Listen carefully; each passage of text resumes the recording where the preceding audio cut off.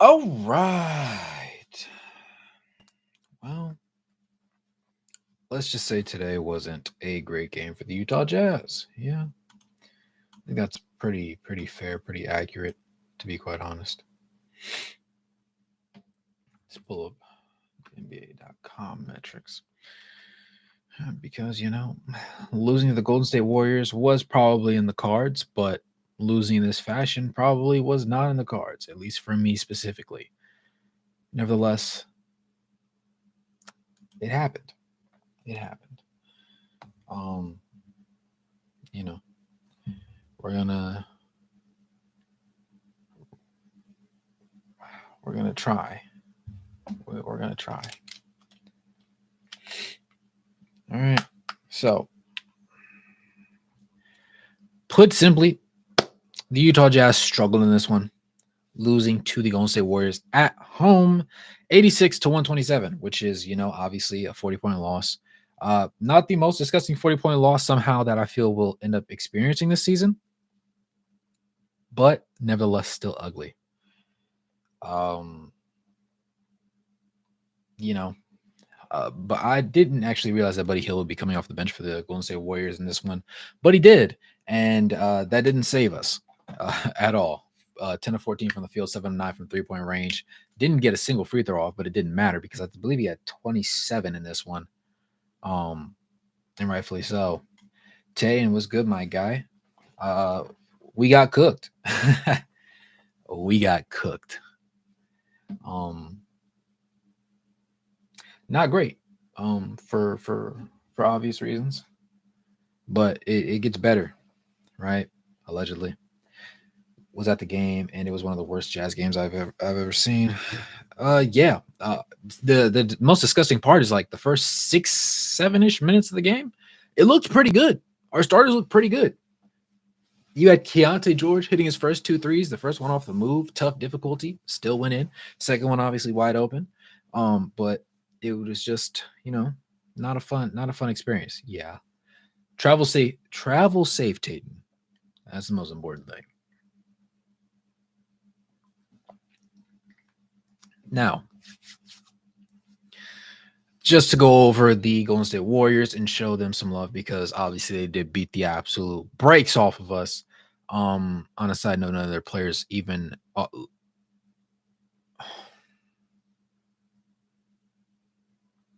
that's disgusting to look at. But we will be honest and own our business where it is. Every single player. This is actually the only game I've ever seen every single player on a team's roster not only play but also have a positive box score plus minus. Like every active player. The all the way going down to Gui Santos played 556, almost 6 minutes. He had a box score plus minus of a +9. The lowest box score plus minus was a +8, held by Jonathan Kuminga and D'Anthony Melton. Um, everybody was eating, and I remember we got absolutely blasted by the Dallas Mavericks last year at one point midway through the season, and I don't even think in that one everybody had a positive box score plus minus this way. Like I'm seeing 24s from Buddy Hield and Pods. I'm seeing 12 from Kevon Looney, 18 Kyle Anderson, 18 Moses Moody, 11 Lindy Waters III. Who's Lindy Waters III? Well, now we know who he is, right? Stephen Curry didn't even have the highest box score plus minus. He had a +22. Andrew Wiggins +17. And Tracy Jackson Davis +12. Draymond Green +12. So we didn't have fun. We got fried a little bit, and by a little bit I mean a lot. Epic, you said capturing a flag in progress. Absolutely. Stat of the night: 22 turnovers compared to 21 3-point percentage. Yeah, pretty disgusting. The fact that they also managed to get off 106 field goal attempts total, and we only got off 92. 14 shot difference will make a difference. I mean, when you lose by 40, it won't make much of a difference, but a difference nevertheless. You know what I'm saying?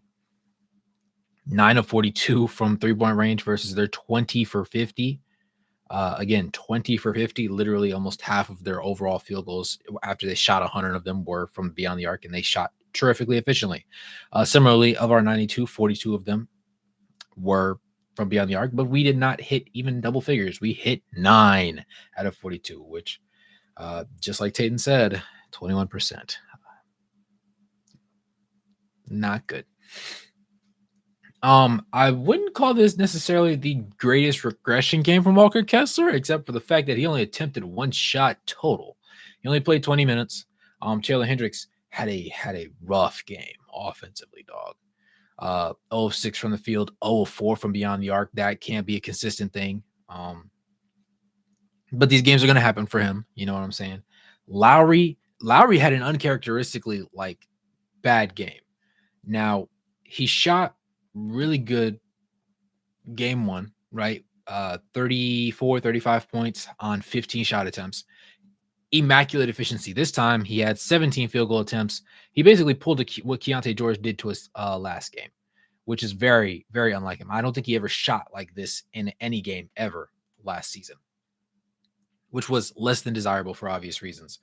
Box score plus minus by -17. All our starters had box score plus minus negatives of 17 or worse. Walker Kessler -17, Sexton -17, Markkanen -17, Taylor Hendricks -20, Keonte George was the worst of the entire game, -37.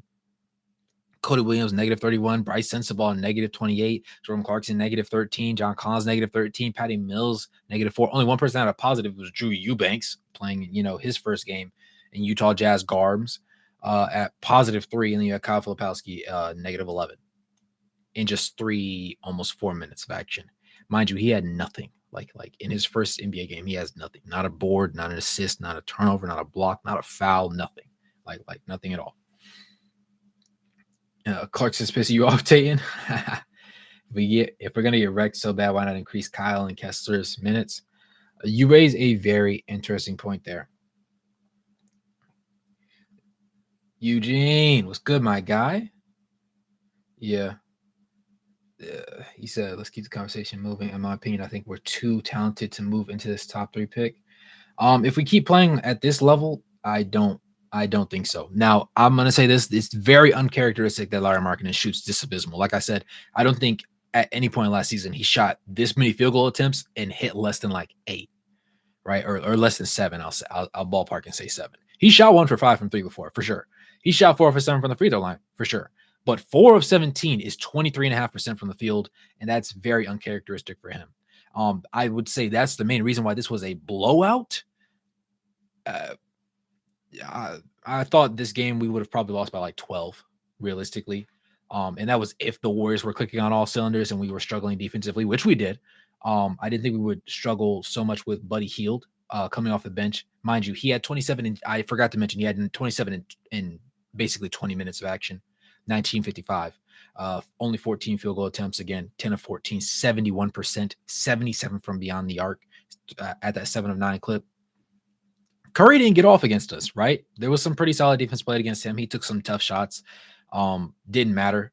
7 of 20 from the field. You know what I'm saying? 35%. That's not good shooting. 4 of 13. If you can hold Curry to that, that should make it a competitive game, except for when you allow his running mate off of the bench, no less, to absolutely shoot your lights out. Andrew Wiggins was 3 of 10 from the field, 2 of 4 from 3-point range. So he wasn't getting off. His downfall needs to be studied, but he somehow managed to have 13 rebounds and 5 assists, which actually was second on the team. Buddy Hield also had 6 assists, which made the difference. Not enjoyable in the slightest. Right? If we keep looking at the Utah Jazz, in Taylor Hendricks' 24 minutes, he had no buckets. Like I said earlier, he did have 7 rebounds, 2 steals, 2 blocks, only 1 turnover. So I guess you can be positive. You can enjoy that level of positivity. But again, second game in a row, we know what he is defensively. Offensively, we can't keep having these games. What's good, Jeff? We can't have these specifically from him, right? Shooting bad is okay. Shooting bad is acceptable. It's gonna happen. We have no expectations this season. I'm not gonna sit here and expect the most grandiose thing, but this is like night and day from game 1 to this one. Game 1, it was we lost, but it was like it was a good game. It was energy filled. We thought we were really in that one. We only lost by 1 possession. You know what I'm saying? It was a tight game down to the wire. There were some loose parts and there were some things that we needed to tighten up. But this game, we just said F it. We just started rolling people out. None of the starters played over 30 minutes. Keonte George led everybody with 29 29 and a half minutes, almost 30 minutes. Murray, 26, almost 27. Taylor Hendricks, 25. Walker, 20. Sexton, 20. Off the bench, Cody Williams, 25 minutes. Bryce Sensabaugh, 18 minutes. Jordan Clarkson, 24 minutes. John Collins, 24 minutes. I'm pretty sure they split the same exact minutes because they have the same increments down to the second. Patty Mills, 18 minutes. Drew Eubanks in his first showing, 5.5 minutes. And Flip, about 4 minutes. So useless mid on top of useless mid. And again, I'll preface this again. The first 6 or 7 minutes of the game in that first quarter, when we went up, we were like, it was up 12, 13, somewhere in that ballpark. We looked good. We were sharing the ball. There was a lot of banana cuts. There was a lot of down screens. There was a lot of DHOs with Walker Kessler. It was enjoyable to watch. Defensively, we were getting stops. They were also missing some shots, so that helped us down the way. But it got out of hand very quickly. We were failing in rotations. We were getting too jumpy. Up 8. Thank you, Tayton. And it was just not good. Put very mildly.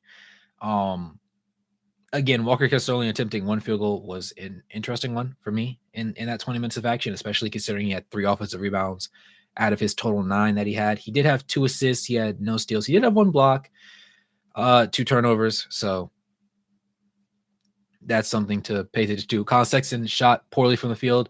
Again, last game, he didn't shoot any threes. This game, he shot 2 threes and missed both of them. So I'm wondering what's going on, particularly there. The shots he was taking were a little bit, I'm not going to say uncharacteristic of him entirely, but something just seems off with these first 2 games with Colin Sexton's, number one, his minutes, and then how he's being utilized. It doesn't look the same as it was last year. And I get, like, last year they were letting him run point more, and now they're, like, fully committed to making Keonte George make those decisions.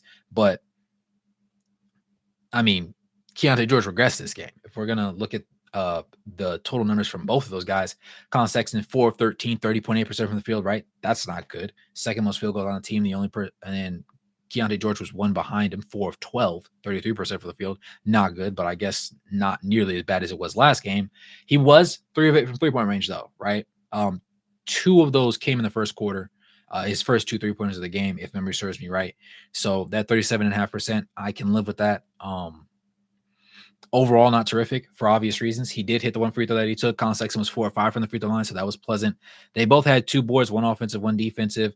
Colin had 1 assist. Keonte had 3 assists. He was second on the team. The first person, you would never guess. 3, 2, 1, John Collins, 4. But it's okay. It's going to have to be okay. Let me put it that way. Keonte George had 2 steals, but 5 turnovers. Colin Sexton repeated last game and had 4 turnovers. So yeah, not pleasant. Jeff said sports kind of comes with youth. It's always consistency and poise that makes the hardest to come. Yeah.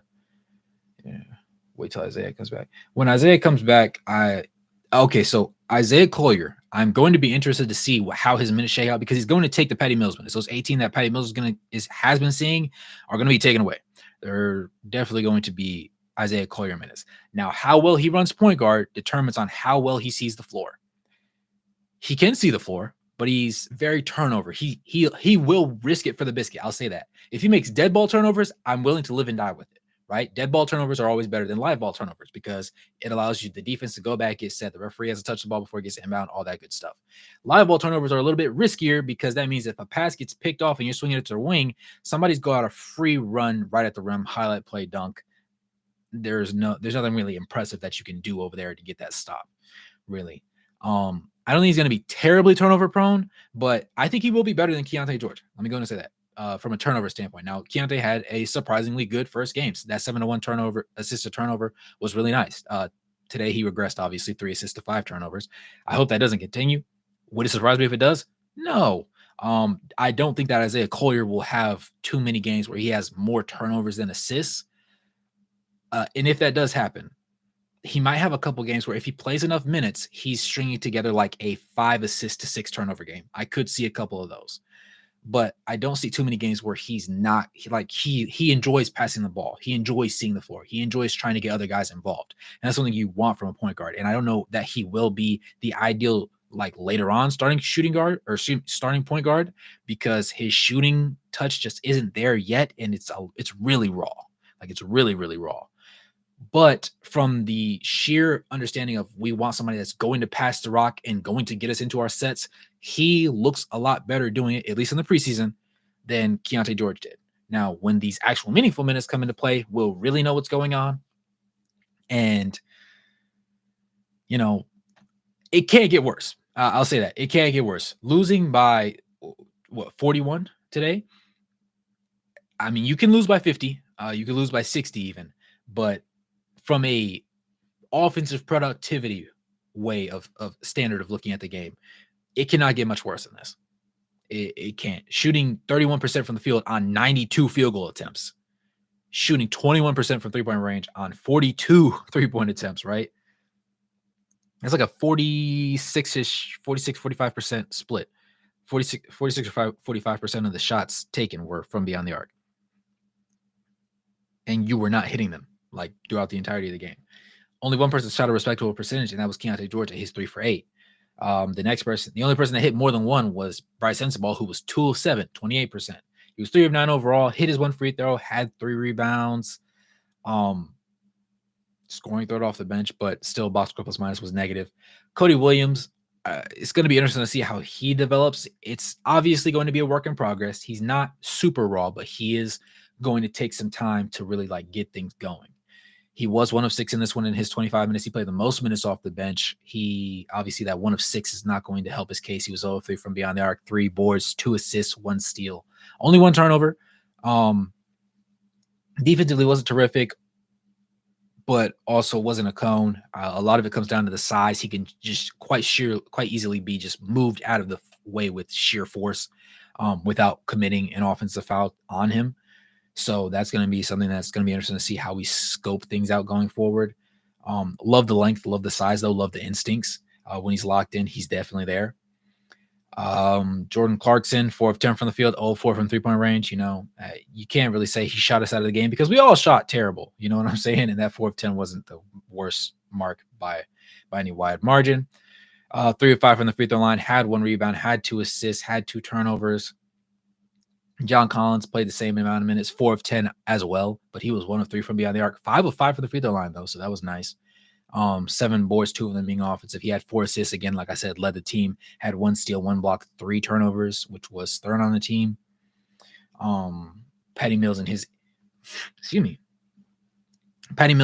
18 minutes, 3 of 7 from the field, 1 of 5 from beyond the arc, 1 rebound, 1 steal, 1 block, 1 turnover. Minutes don't really mean much to us as it pertains to the Utah Jazz future, just kind of playing filler right now, like I said. Drew Eubanks hit his 1 field goal. It was a 3-pointer, hit 1 of 2 free throws, had 2 rebounds, 2 assists, no turnovers. And then, like I said, Flip in his 3 almost 4 minutes had literally nothing except calories burned. I'm looking to see Kyle in games like this. I would like to see Flip get some more minutes. I don't know exactly off the top of my head where it will come from because, like I said, Lowry played 26 minutes. Taylor Hendricks played 25 minutes. Walker only played 20 minutes. John Collins played 24 minutes. I guess you could take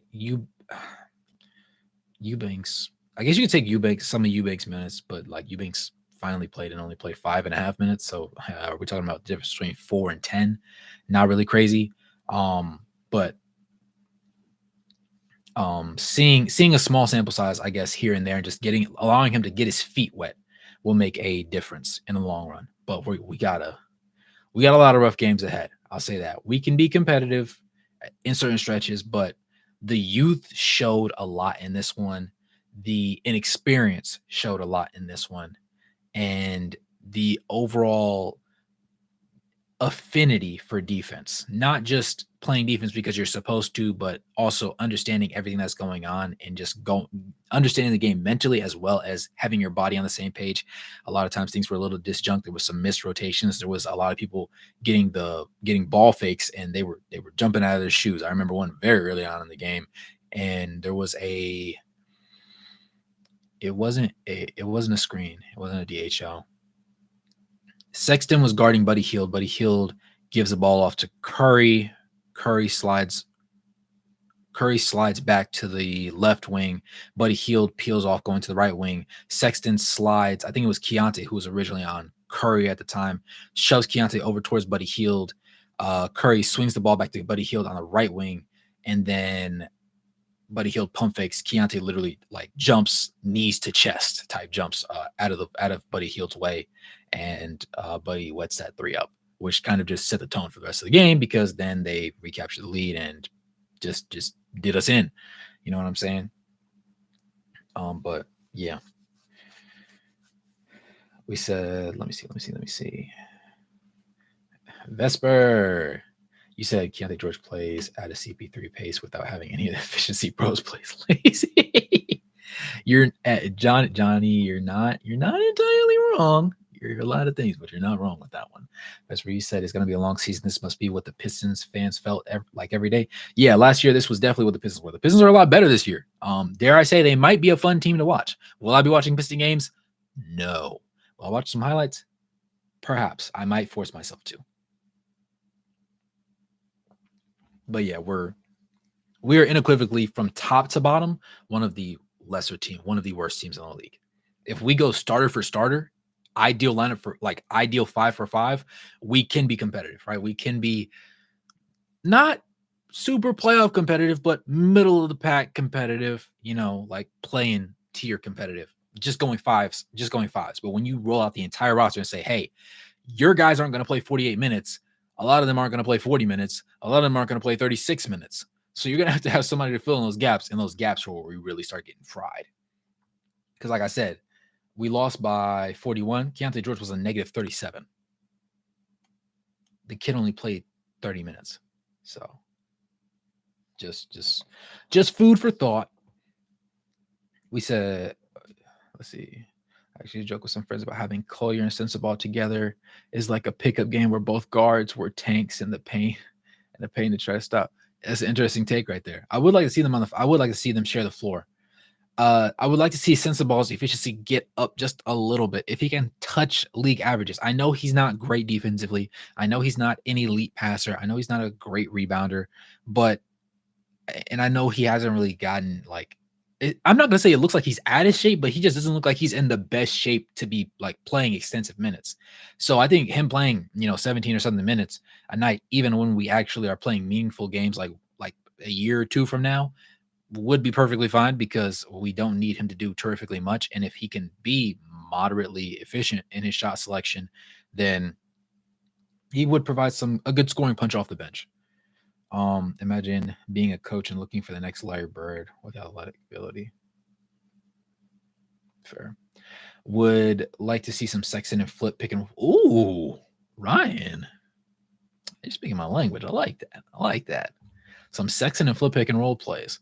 I want to know what plays in the preseason Flip scored the best out of because the confidence is there. Mentally, I like Flip's mindset. Now, there was a couple games in the preseason where he just wasn't great offensively. He wasn't hitting his shots, but he ran the plays that he needed to run, and he did what he needed to do. The shots just didn't go in, and that happens sometimes. He's gonna take a little bit of time to develop, but I think overall, he's a very good sleeper from this year's draft for sure. We said.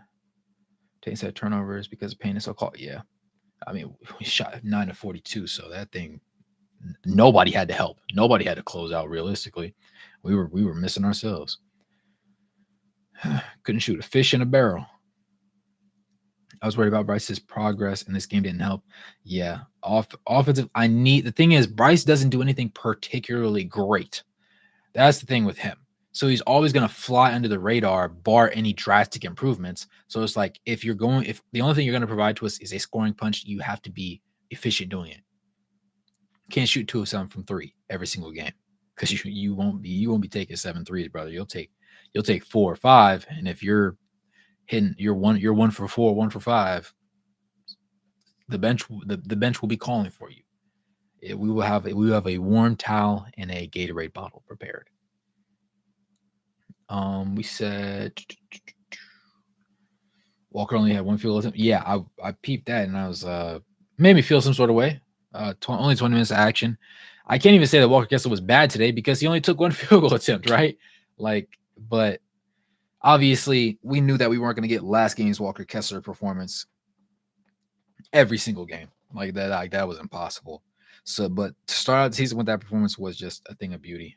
I hope that, as we go on, it can be more of a middle ground and we don't see this, 2 points, 9 boards, 2 assists, Walker Kessler.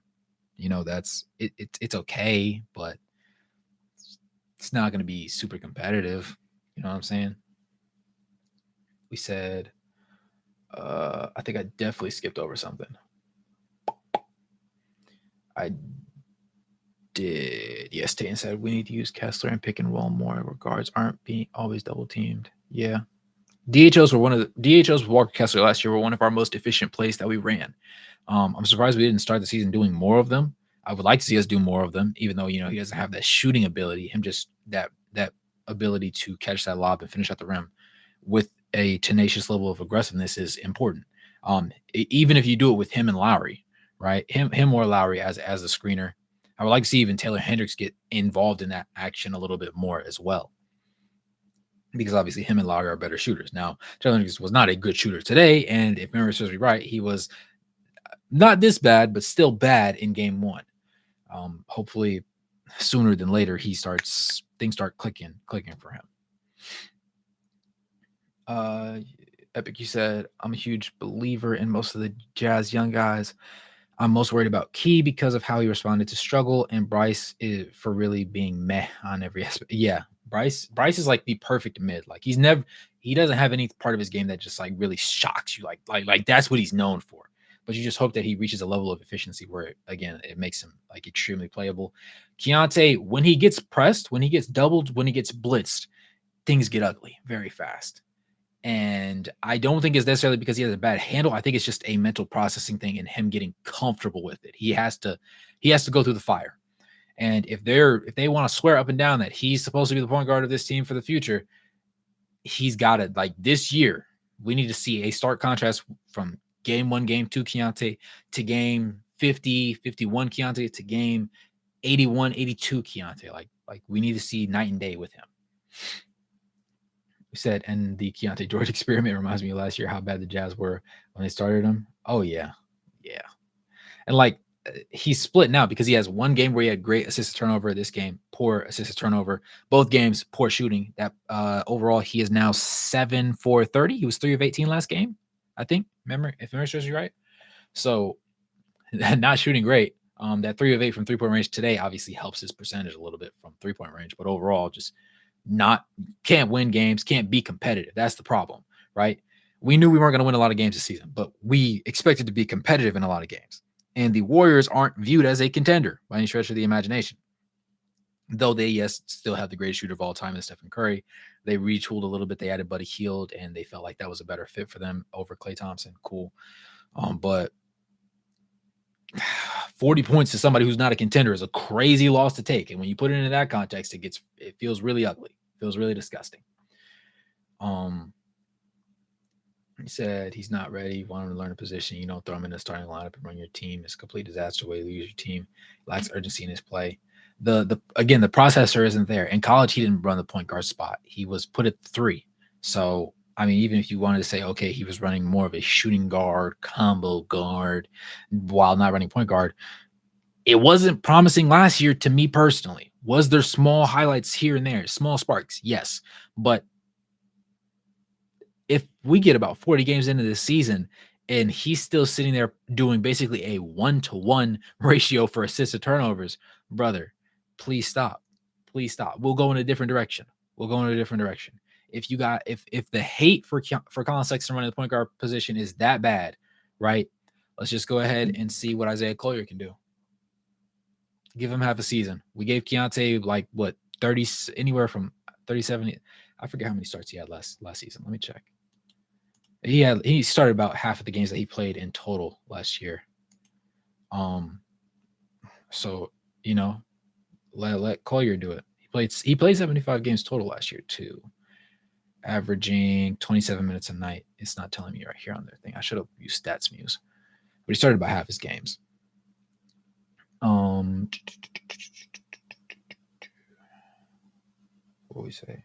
Thor said I didn't watch the game though. Didn't know if it was him or not being aggressive enough, or playmakers aren't setting him up. It was a little bit ugly. It was a little bit ugly. Jobs. It was the guard's job to get the big man in position to seek. He is not doing much. Today was not his day. He had an uncharacteristically, again, I'll keep harping on it because I'm trying to be positive.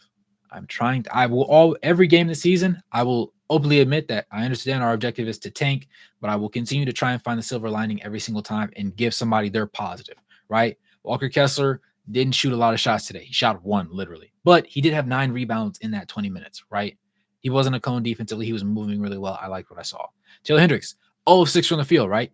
Bad, horrible even, but he had 7 rebounds, 2 steals, 2 blocks. So the defensive upside that we love to see was still there. Offensively, though, we didn't see the improvement we needed. So just trying to find that middle ground. But today, Keonte didn't have either. He was 4 of 12 from the field and then had a 3 to 5 assist to turnover ratio, which is also horrid. You know, growing process, I guess. Incognito said, I want to see a Sexton and Collier backcourt. I think it's the closest we'll get to a done Sexton line. I agree. Off rip, I'm agreeing with this. In the preseason, that short time Collier and Sexton played tiebreaker, they had more chemistry. I like that thought. I like that thought a lot, and I definitely think that that's very feasible to do. To be quite honest with you, said Walker plays his best when Sexton is running the offense, and they have the most chemistry in the starting lineup. Absolutely, I would agree, and that's why I said also. To me, these first 2 games, Colin Sexton, I don't know what's going on. He's not playing hurt from an eye test. I don't know, right? I'm under the assumption that he's 100% healthy. I don't understand why we're using him the way that we are, right?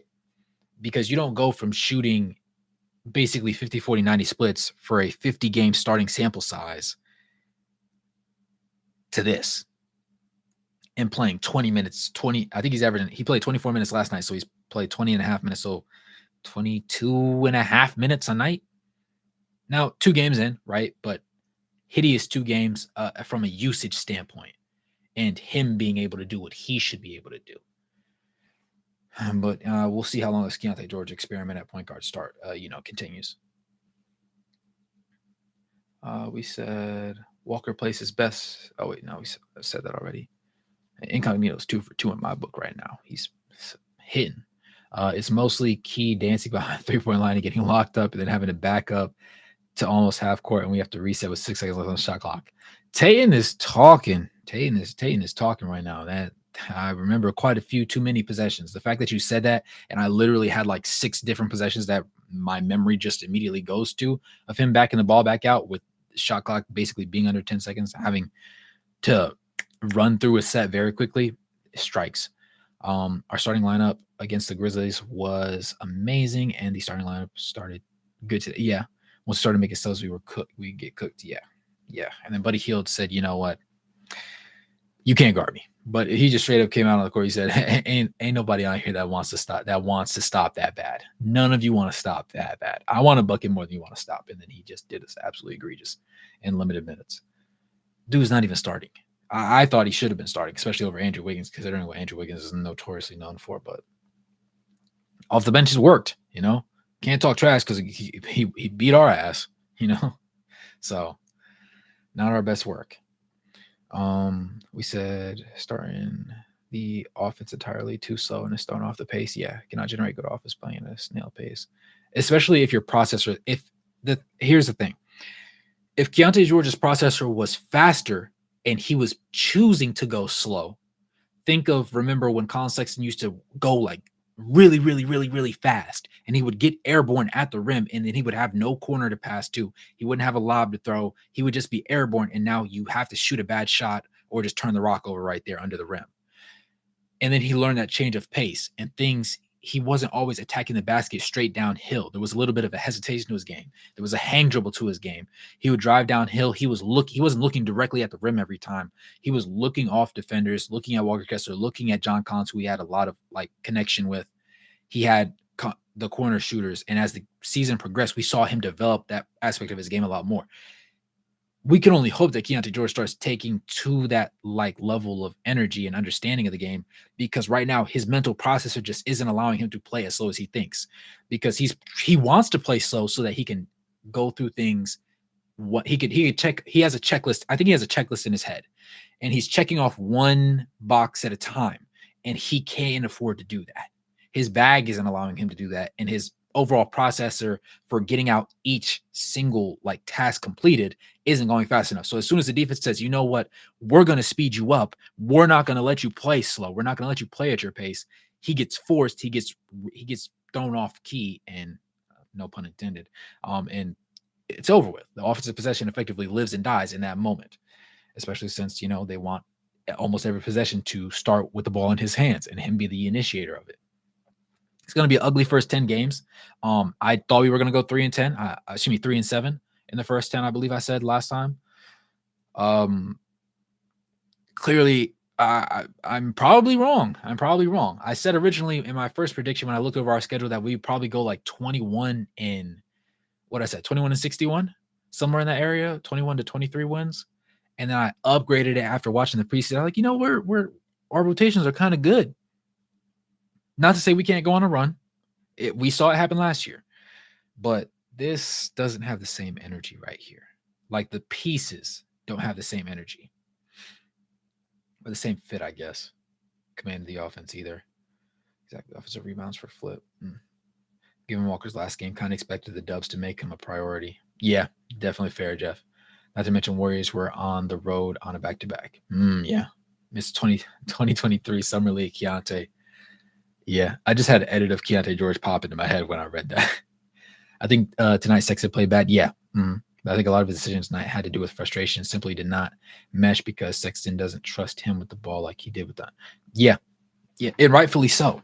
Because effectively we're putting guys like Sexton and Markkanen into a position where we're saying Keonte George is the person we have to see, can he run the point guard? And if we're going to say no, we have to make concrete for certain there's no way around it. So we need either enough terrible possessions to justify moving him to the 2 guard or putting him on the bench for the rest of his career, or we need to see enough promise to say, okay, we're going to ride this bad boy out. The issue with that is a lot of people, somebody sat there and told me Colin Sexton and Larry Markkanen are losers because they've never played in a playoff game in their career. And I would tell you that's not how that works. I vehemently disagree with that, especially considering the dispositions of both players. If you hear them talk about about their teams in interviews, how their approach to the game is, how they actually prepare and practice. If you watch any of those sessions, if you watch their shooting workouts, if you watch how they play in games, if you look at their literal statistics, it's not just guys putting up good numbers on a bad team. That's not what that was last year. Even the year before with Lowry, you're not going to sit there and say it was a good player. It was a decent player putting up great numbers on a bad team. These guys are winners. They're just stuck on a team that's supposed to be tanking right now. And it's frustrating for them because we're effectively asking them politely to trust somebody that is incompetent at the moment, at the very least. And we're saying, we know he's going to mess up 80% of the time, and it will overall make our offense worse. But please pass him the ball. And it's hard to rewire somebody who likes winning games, and winning has been their whole thing, their entire life, and that has been the expectation. That's what has allowed them to make it this far and convince them, hey, lose. And often, like almost every game, like not just every game, but every possession. We're not talking about, basketball's a game of runs. We're not talking about, we go up 10 points, then the other team goes on a 12-point swing, we're down 2, and we're battling back and forth. We lost by 41 points today. And this is something that could be a staple for us. If you sat there and told me 12 of our losses this season will come by 40 or more points, I would believe you. That's not a hot take to me. If I could pick that as a parlay, I would probably pick the over, because that's just how we're doing it right now. And I don't love it. It's not attractive. It's not, fancy, but it's just going to be a long season. I'm going to harp on these same points a little bit, like over the duration of the season. So I apologize in advance. But, it's going to be rough. I miss Chris Dunn, though. I missed the hell out of Chris Dunn. Oh, my goodness. When we sat there and got Drew Eubanks, Patty Mills, Who else was it? It was somebody else. When we got Svi, and then we ended up doing a sign and trade for Chris Dunn to send him to the Clippers. I was like, I'm so happy for Chris Dunn because he gets to go over there, and they need somebody to make them happy over there and like help boost the morale since we now can say that the Paul George trade from Oklahoma City to the Clippers was the worst trade in NBA history because the guy walked for literally nothing. You need somebody that's going to want to win over there, want to play some solid defense, and Chris Dunn was that guy. He is a floor general. He is a Mike Conley archetype type player. We don't have that anymore. We let him go. And you can say, oh, Patty Mills. Patty Mills is still older. He doesn't have the same bag to him. Still a hell of a veteran. Still a heck of a veteran. Can't convince me otherwise. But it's not the same. And he's also not going to be playing the same type of minutes. So when you have Keonte George be the main point guard, and you say, hey, Colin Sexton, go from one of the better floor general players in the league to somebody who is notoriously horrid at it, and bear with him, it's tough. It's unbearably tough to watch, at least. So playing on the court like that is rough. I can only imagine. He said Georgia Sexton don't match. Agreed. Miss Dunn Sexton Lowry. I'll never forget. 1-9. Who Tayton, let me know real quick. Who's that win coming against for you? We're not beating the Spurs either time, by the way. I've now mended my brain. Yeah, the way we lost to the Grizzlies, I was like, oh, it's pretty good. Losing like this to the Warriors, no, we're not. Wemby standing at the rim, no. We shoot like this against the Spurs, we're cooked. We're cooked. We will see absolutely how great Stephon Castle is, and we will have a 38, 39-year-old CP3 looking like prime CP3 on defense. That's what's about to happen. Not gonna lie. Bulls, I could definitely see that Bulls one. I actually need to keep track of the Bulls, in their escapades this year. Oh, they beat Milwaukee. 133-122 is insane. Hold on, let me get through y'all comments and then I'm gonna look at that. George also cannot break down the offense so many times tonight. When he got stuck, he waited and then last minute and gave up the ball, resulting in a bad pass. Yeah, 2-8 would be a blessing. I think at this point that's definitely right. Jeff agreed. I think after the 15-20 game mark, should give them enough days to see him at the point guard position. Doesn't work for sure. Comment about Keonte overthinking makes sense. He's trying to defer to Lowry and the vets instead of just playing fast and loose. Yeah, the confidence is there, but the deliberate and like the certainty in his attacks don't make sense to me right now. It doesn't look like it's there. I don't think they are losers, but I think it shows their team management doesn't care to get them in the postseason. Yeah, they could have made at least 2 years if they didn't pull the plug. Agreed. And we're talking about just here. If they stayed in Cleveland, like we see where Cleveland is now, they would have been a playoff team. They might not have been as good, but they would have been a playoff team. You know what I'm saying? I think team building would be a lot easier if the Jazz actually embrace Lowry and Sexton as their best players and see who fits around that. Snaps for that poetry right there. I could scream that to the moon and back, but it would fall upon deaf ears. Trying to do it this way is hurting more than helping. It's very ugly, especially when Sexton can run point by himself. Agreed. And the efficiency was there, right? If Sexton was the Sexton of the Cleveland Cavaliers still last season, I could understand. I would have to understand that that's the way it would go, because while he was an efficient scorer, right, he was a black hole when the shot wasn't falling. The court vision wasn't there. But then he was averaging, I believe, was 5.2, 5.3 assists during his 51 starts. So, and the turnovers were greatly diminished, especially as the season wore on. So, but and it would just make more sense from a defensive standpoint because he's shorter, right? And Keonte George seems to be more comfortable hunting his own shot than creating shots for other people at the moment. And since it would be a more convenient transition from him from the college level to the NBA level, it just makes more sense to me. It made more sense to me. So I'm wondering if it's something behind the scenes, something politically that got in the way. I don't really know what it is, but it's hard to believe that they just sat there and said, Sexton, you might be able to, but we're not even going to try that direction. Like that's the thing that's getting me right now. Because it's not like we have a 20-game sample size where it's like we said this is going to be the Colin Sexton saga right here at point guard. I'm going to see what we could do. We just effectively said, nah, F that. It's not happening. I think that's the thing that keeps getting to me. Either Bulls or Bulls. Kobe was good. I feel bad for Lowry and Collin. They deserve so much to play at least one playoff series. Yeah. Has to be politics because there's nothing to justify it on the court. You're clearly the best option at point guard. Yeah, agreed. And in the 2 years we had a chance, Ainge decided not to let them make the push. Yup. Bingo. I'll say this, I at the trade deadline when that happened, I was furious. I was fuming. But then this draft came around and we got Cody Williams, Isaiah Collier, and Kyle Filipowski. And when I think about what they could potentially be at their peaks, it makes me feel a little bit more at ease about last year specifically. The year before, no. But last year, I feel a little bit more at ease with it. Now, if they don't end up panning out and they don't end up even being positive role player pieces in the league once, we're looking 2-3 years down the line, then I'm gonna be hot again because I'm gonna be watching, Fontecchio sit there and only get paid $8 million a year as if he's a scrub, while also being able to give you anywhere from 15 to 20 points on a nightly basis on really good shooting efficiency, like he did for the Pistons at the end of last year.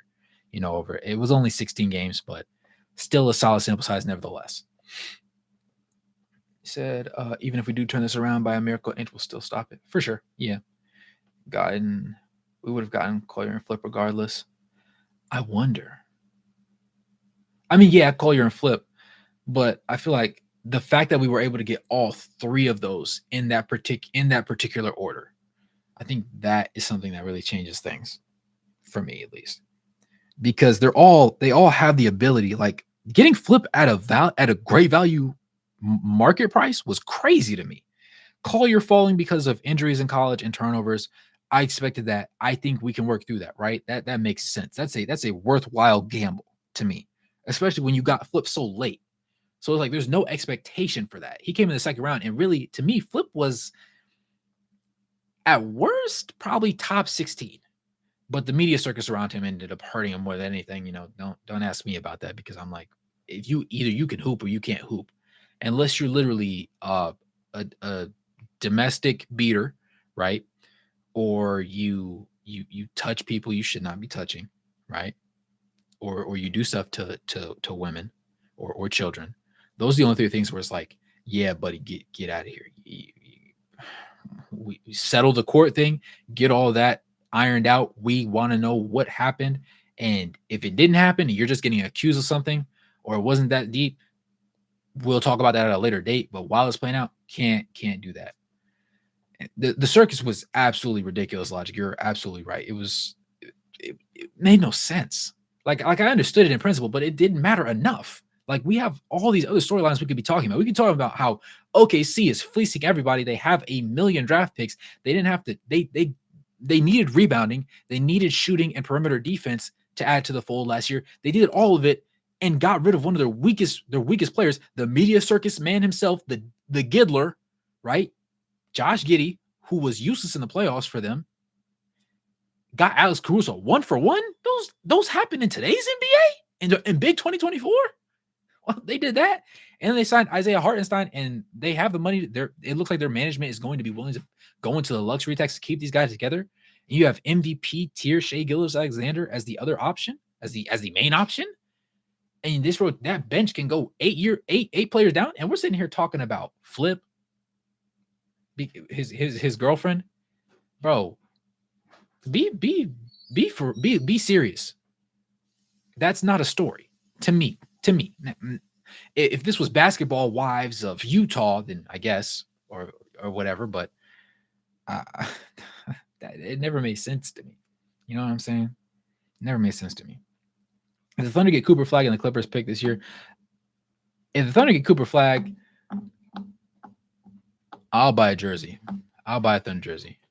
I don't know what jersey, but I'm gonna have to respect the game because Sam Presti is undefeated. Everybody's talking about Danny Ainge and the teams that he put together, even though they didn't end up winning the chip until after he was gone from the Celtics. They'd be like, oh well, Danny Ainge. F Danny Ainge. If Sam Presti pulls this off, and we're looking at the treasure trove of draft picks, and they turn one that wasn't supposed to be worth a darn into Cooper Flag, I'm gonna feel away. I'm gonna feel tremendously away.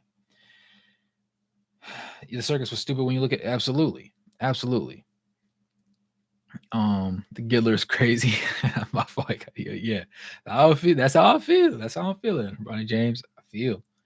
Man, look. All right. So I didn't want to take up too much time.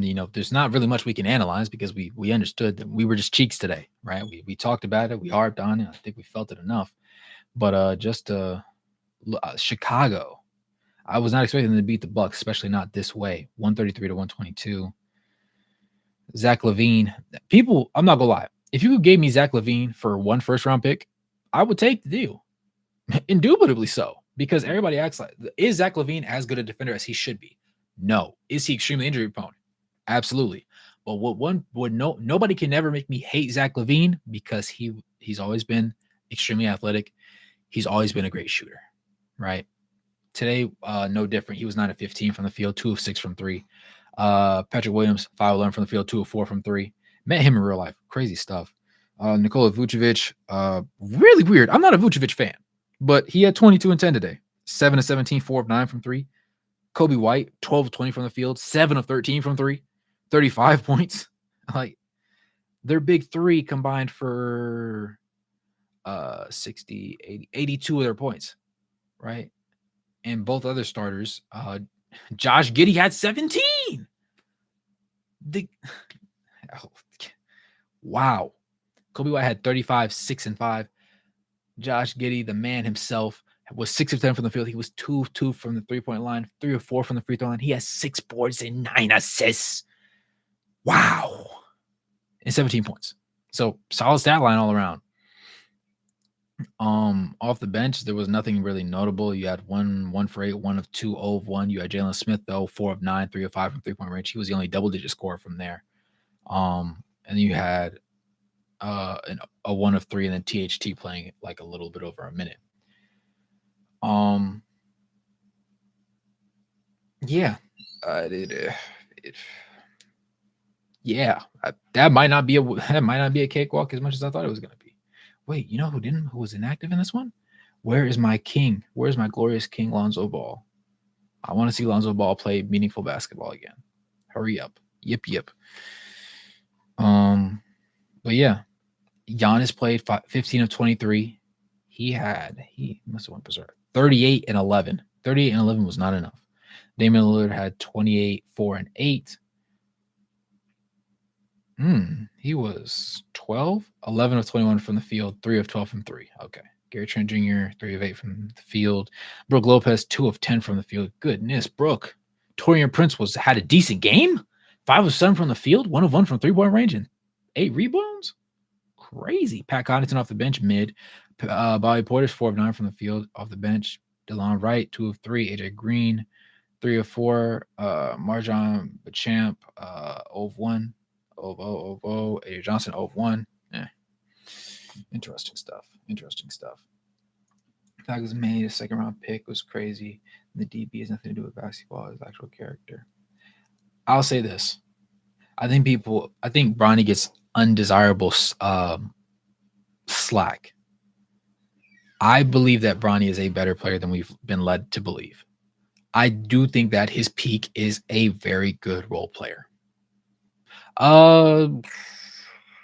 Danny Green is peak Bronny James to me. Yeah, he'll probably be able to shoot. It's going to take him a little minute, right? I think that him getting put under a microscope is probably the worst thing that could have happened to him. But you're talking about Flip? Oh, my fault. I saw the Bronny James before from Tate. I was thinking about that. Yeah. For Bronny, him getting put under a microscope is the worst thing possible. And on a side note, hold on, did the Wizards play today? Because I have an agenda to push. Because Bronny James has been saving this one boy's career, and I'm tired of it. I want to make sure this man gets due flames. What's the Washington Wizards? I'm gonna tell you right now. Washington Wizards. I'm gonna tell you right now. because everybody's been cooking on Bronny so insanely, but nobody. All right, when they played the Celtics yesterday, what did he have? Everybody was talking about how Alexander Sarr was supposed to be so great. He was, remember, no, everybody sat there and was like, oh my gosh, for about 12 hours, everybody said, oh my goodness, he shot 0 of 15 or 0 of 16, whichever it was, from the field that one summer league game or preseason game. And they were like, oh my goodness, that's crazy. And then nobody talked about it again. Nobody talked about how absolutely mid he's been. First game of his NBA career, 2 points, 5 boards, 1 assist. But you know what everybody is going to talk about? Bronny getting 4 minutes of action. They'll talk about Bronny as if Bronny is letting this man fly under the radar. Oh my goodness. Yo, people need to crucify it, because imagine if Wemby started out his career like that. Imagine last year Wemby starts out like this and defensively not being terrific. People would fry him. 2 points, 107 shooting, 0-5 from 3. Isn't he supposed to be able to shoot? I ain't seen it yet, but that's neither here nor there. That's not our business to judge. You know what I'm saying? But whatever, whatever. Let's trade for Westbrook for the 3rd year in a row. Hey, it would not surprise me if it happened. You know what I'm saying? I think Flip's fall to the cycle was more controversial, although his physicals didn't wow everyone. Might have scared some. Yeah, I will say that, because a lot of times it'll come down to not just how people perceive you in the beginning, but also will your measurables give you leeway when it comes to certain sides of the ball? Because that's the biggest gripe about Colin Sexton. Yes, he's efficient. Yes, apparently he can pass the ball now, but he's still 6'2". He can't change that. His wingspan is 6'5 and a half, 6'6", maybe 6, maybe pushing 6'7". So he's not very rangy, right? So that's always going to be the biggest mark on his thing. And for Flip, I think he stands at 6'9". Correct me if I'm wrong.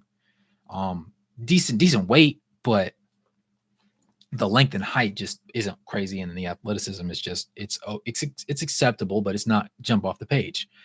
So it doesn't give him any leeway to be foolish or be a kid, really. That'll be a wild wingman move for the Jazz to get Westbrook all year.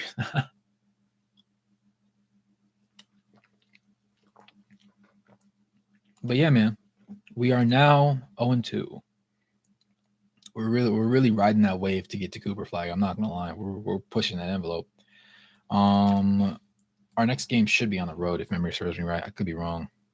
I'm not wrong. It is on the road against the Mavericks.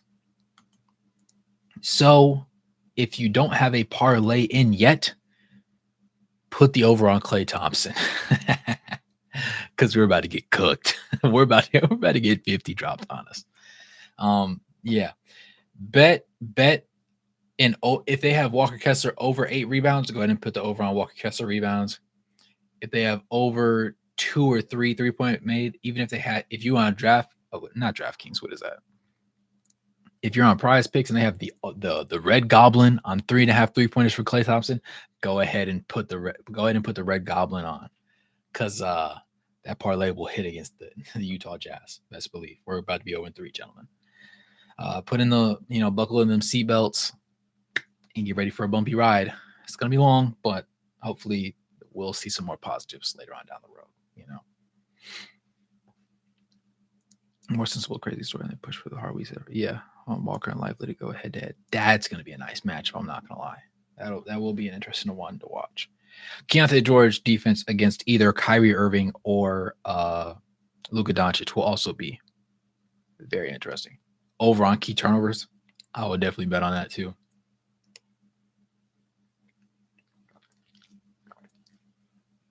But yeah, man, that's really all I had for you guys. Didn't want to keep y'all too long, Definitely wasn't our finest night. Hopefully there will be more positive ones to come. I'll tell you right now, the next one will be similar to this one. 14. Oh, I'm definitely picking that over. 4 turnovers on Keonte, definitely picking it. But like always, I appreciate you boys tuning in. We didn't do numbers like we did the first night, but I'm glad I had you boys with me. As always, we'll keep this going as long as we can.